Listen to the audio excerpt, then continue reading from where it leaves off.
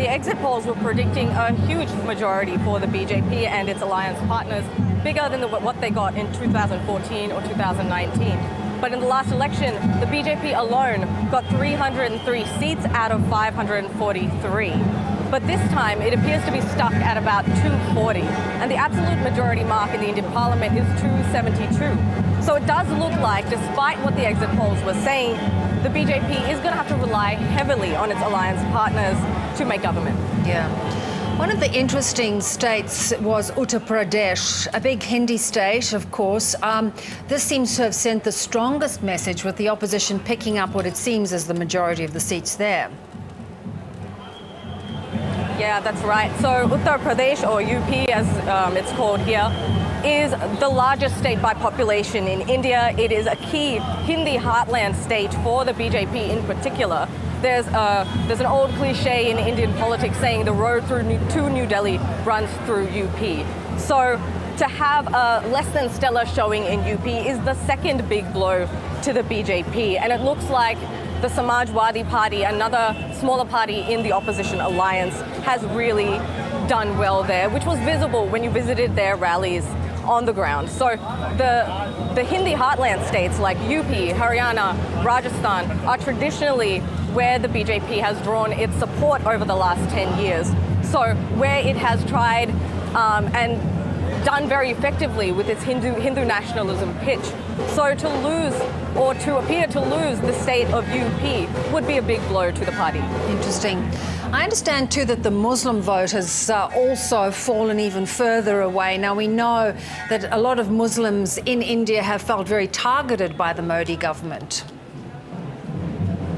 Yes, Muslims in India have largely not supported the BJP, but some polls are saying their support for the BJP has gone from 9% down to 6%. Now, an unlikely feature of that is that Muslim women are don't have as hard a view against the BJP as one might expect, and that could largely be down to the kinds of welfare programs that the BJP has targeted towards women in particular, like cooking gas so they can cook safely, or putting money directly into their bank accounts in an attempt to empower them. So that's an unlikely little tidbit of information about the Muslim vote for the BJP. Interesting, Hannah.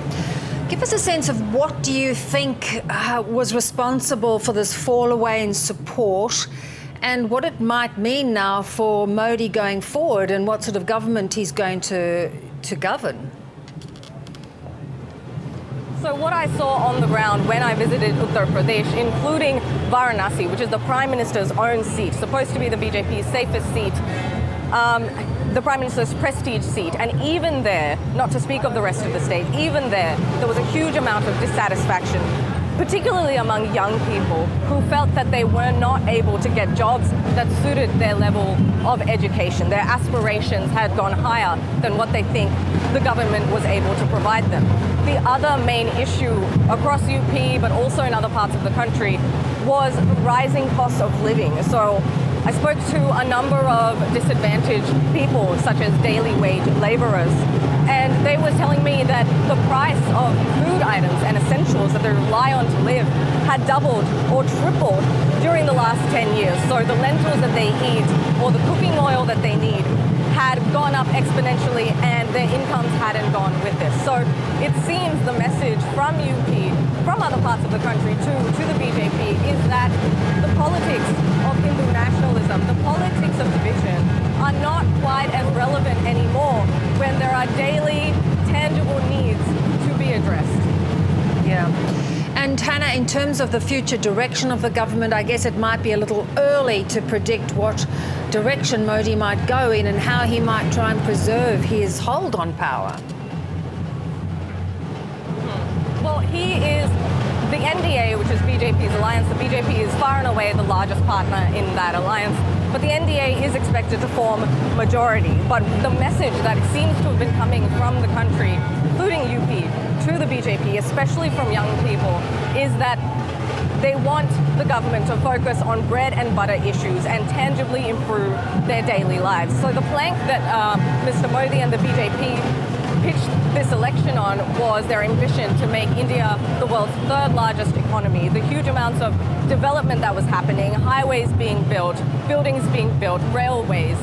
But it seems like the message from the people on the ground is that we need the government to care more about our food and essential items than these sort of lofty promises.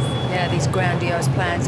Hannah, really good to talk to you. It's been just a fascinating election. Thank you. Yes, it has. Thank you, Bev.